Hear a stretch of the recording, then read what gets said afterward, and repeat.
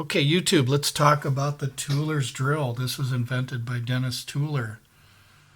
And one of the reasons why this drill was designed is because of police officers were in danger, and not just close-up distances, but further away. These people were able to get to the officer and disarm him or cause him harm without being armed. And this guy represents a person that's not armed at 7 yards. And then here, for instance, would be the police officer or you, the private citizen. Now, basically what they did is they took a lot of people, different ages, and they had them run 7 yards and find out how fast they could complete that 7 yards. And it turns out that the average person can cover 7 yards in 1.5 seconds. Well, what does this mean? This means that if the officer has his firearm, he would have to draw and hit this person that's attacking within that distance right here, lest he be attacked and disarmed and killed or injured himself. Now, one of the problems with the Tuellers drill is that if you're up against a wall, like outside or inside of a building, notice that you have nowhere to retreat to gain distance. Now, this is a bad situation. This means that your draw would have to be really good because you can't clear any more distance. You cannot go backwards. You have to stay right where you're at and hopefully hit him before he gets to you. Other times you'll have plenty of distance where you can, for instance, you can go backwards as a citizen or a police officer and gain some distance so that you're able to draw. Especially if you're a person that has like a 2 or 3 second draw, this allows you to have time to draw on that person that's charging you. And what we mean by this person here charging you is a person with open fists, a knife, a club, a stick, or something like that, that really does want to kill you or injure you. So that's one of the reasons why Tuellers drill was created, was to show how fast a person can actually injure you or kill you within 7 yards. And also this was used in court too, because in court you want to know, when should a person fire? Should they wait till the person's up here? Should you wait till you get injured or killed before you fire a weapon? Well, no. Nobody expects that.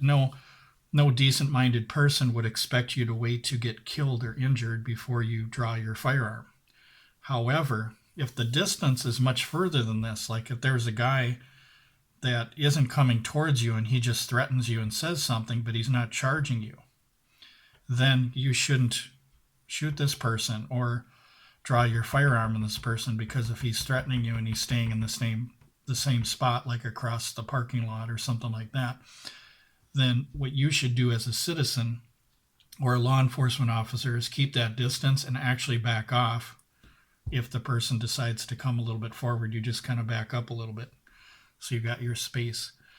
So one of the things about the draw now is within 1.5 seconds, for instance, if you're blocked up and you have nowhere to go, okay, 1.5 seconds, what it is it's hitting center of mass.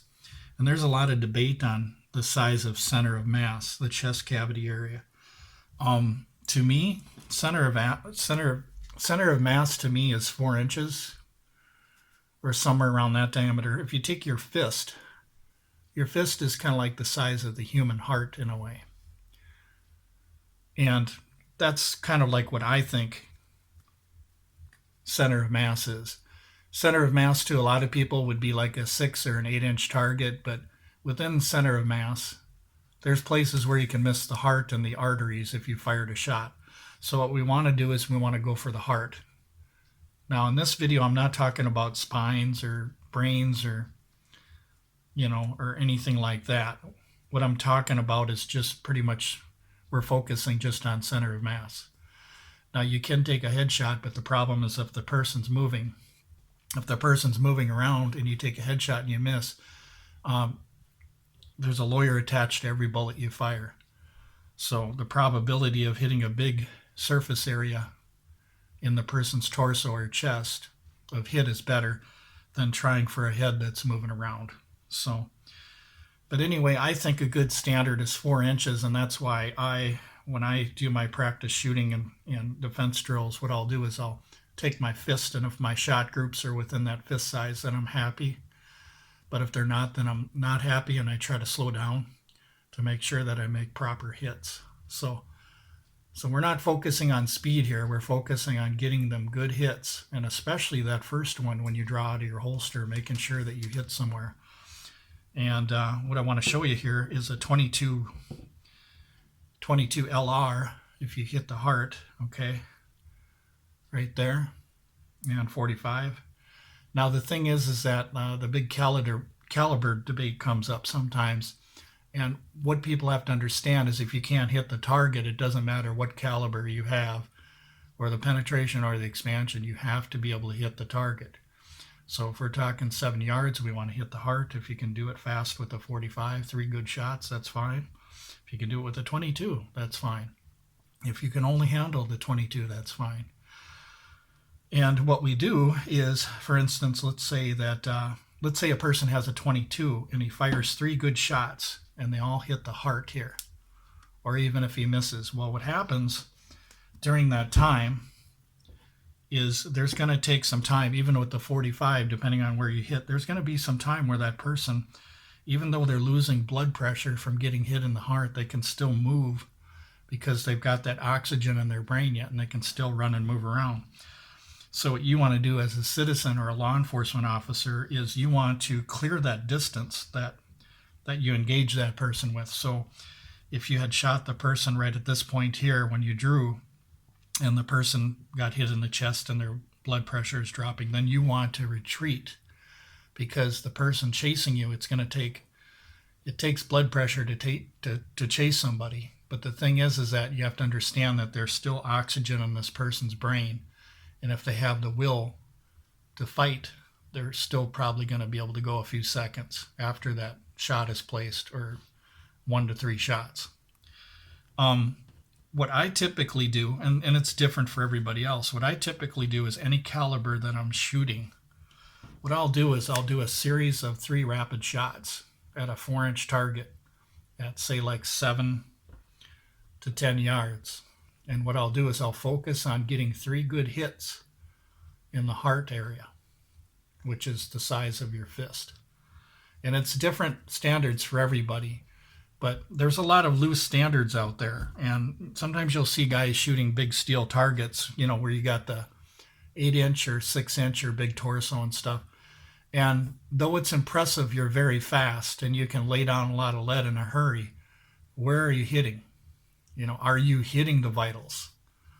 That first shot out of the holster, even if it was a senior citizen or somebody that was slower on the draw, 3 seconds or something like that, if they practice hitting a heart within 7 to 10 yards, they're going to be successful.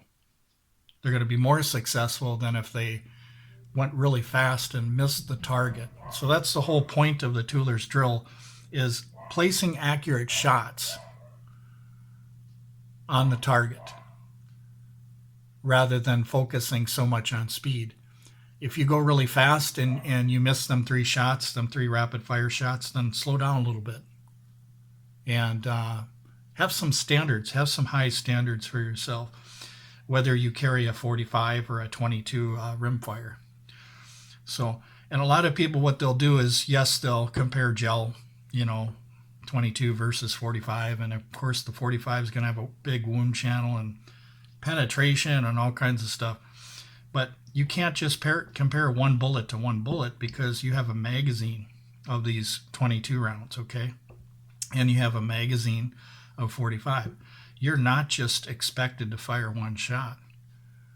You're going to fire as many shots as you need to stop that threat, whatever you feel is necessary. 1 shot or even a mag dump. It's really up to the situation that you're in.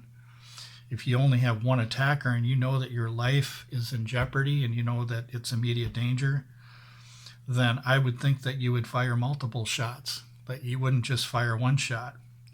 And a lot of times ballistics gel is just comparing one bullet with one bullet, but that's actually not what's happening. If the reality of ballistics gel is firing all the shots into the gel block of 22 and all the shots of the 45 into the gel block. So what we're missing here is we're always just comparing one caliber to the next without thinking about the fact that we're not just going to fire one round, we're going to fire a lot of rounds. So that's the point I want to make about caliber. Some people can't handle the recoil, no matter what they do with arthritis and different things like that, of the 45, depending on what kind of firearm it is, if it's a smaller subcompact or a full size or whatever. Full size mostly with the larger calibers that have more recoil. But the problem is most people aren't going to carry open carry a lot of times. They're going to be concealed carry, so they're going to have micro pistols and smaller pistols, and sometimes they are a handful to fire. Even my little Ruger LCP 380 is kind of a handful for a micro pistol. So that's what we have to understand about people's choices and what they're going to use. So you don't always want to push 9mm, which is the most popular defensive load that people use and what they use in schools. You don't want to push that on them if they're not successful with that 3-shot burst as far as their speed and their accuracy. When your speed meets your accuracy, everything works out great. There's a balance between speed and accuracy. If you go too fast, you do sloppy shooting. But if you go too slow, you're not going to be able to defend yourself. So you have to have a fine balance between speed and accuracy. So, and you don't have to have precision accuracy. Precision accuracy, for instance, if the bullets hit like this in a 4-inch area like the heart, you don't need a tight group like that. You don't need a tight group. That's not necessary. Combat accuracy is the amount of accuracy needed to be effective on a vital organ without having precision. For instance, something like this would be fine. If you take too much time on your target and try to get something like this, you can get shot before you place them shots. But if you go too fast with 3 shots and, for instance, these cones are outside of that heart area, now you're allowing that person to still have a good, healthy heart rate and no loss of blood pressure. So even though they've got a gaping wound, they still have a heart that's pumping, they still got oxygen to their brain, and so on and so on. So this is combat accuracy here. This is combat accuracy. This is precision accuracy. And then sloppy accuracy would be none of these hitting the target. This would be something like these guys shooting steel targets, 6 to 8 inches or full torsos. And they're very impressive. They go very fast and they transition from this target to another target and another target. Boom, boom, boom, boom, boom, boom, like that. But the thing is that nobody ever looks and asks themselves the question, where are his shots going as far as the human body? Is he hitting the heart? Is that first shot hitting the heart? So that's why what we do is we draw as fast as we can, but we want to make sure that first shot, that we have a sight picture and the bullet is going where we're aiming the gun. So that's one of the most important things of all. And the fact is, like Jeff Cooper said about speed, he said, don't worry about if the other person's faster than you are. Block it out. Focus on your draw, your sight picture, and pulling that trigger. Don't think about anything else. Because if you think about something else, about, oh my gosh, what if he's faster than I am? Well, the thing is he's thinking the same thing you are. So he's thinking the same thing. For instance, this guy here, this guy isn't armed, but let's put another armed guy here. So let's say this guy's got a gun and you got a gun. You can't worry about him being faster than you are because he's thinking the same thing.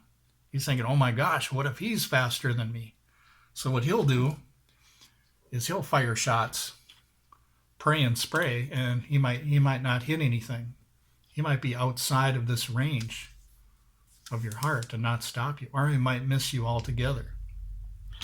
So don't get caught up in all this timer crap, where you always have to have your timer when you're at the range, and you're always gauging your speed, and that's fine to do once in a while, but don't, you're not going to have the timer with you when you're in a real situation. So just shoot better and push yourself a little.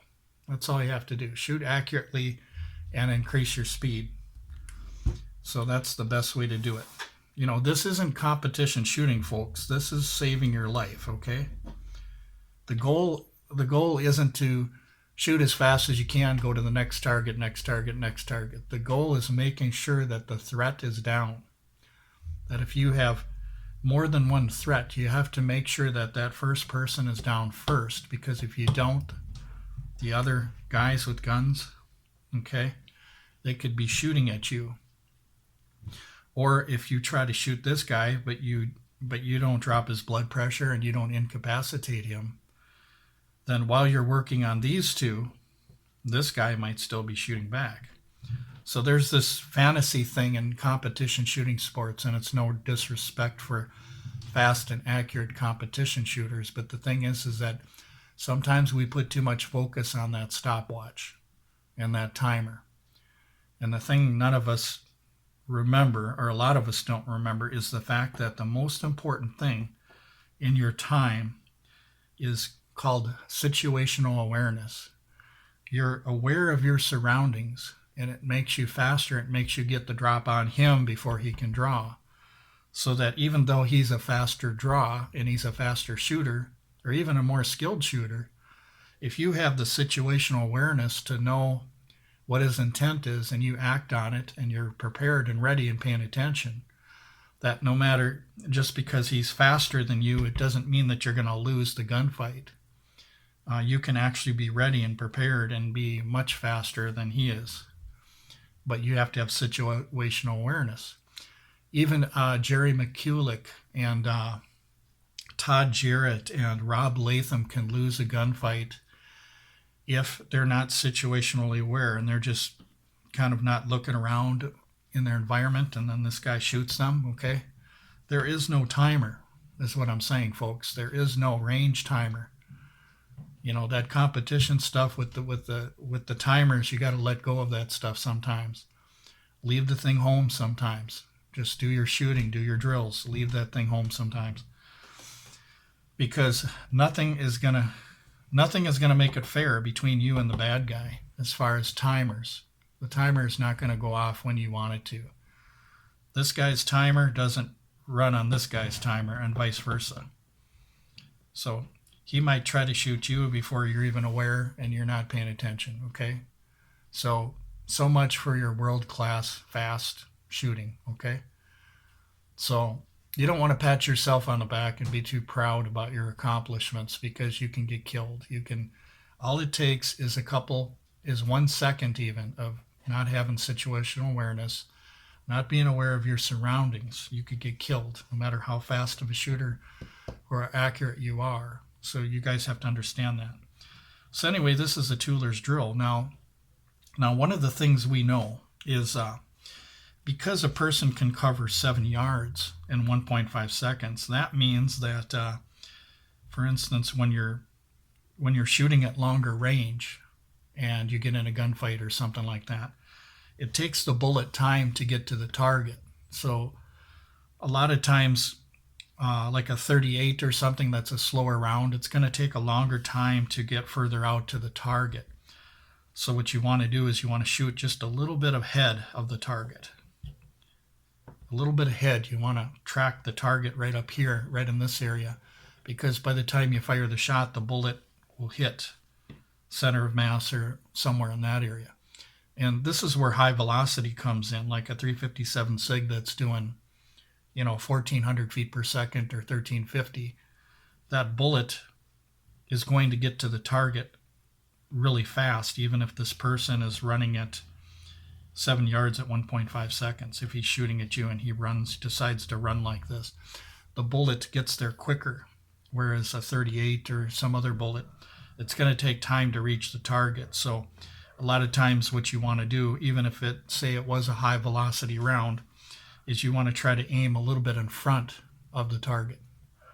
So, so there is such a thing. There is such a thing as dodging bullets because of the fact that a 38 or a really slow round at a long distance. Sometimes a guy can really scatter, and within tenths of a second or something like that, that bullet could actually miss that person.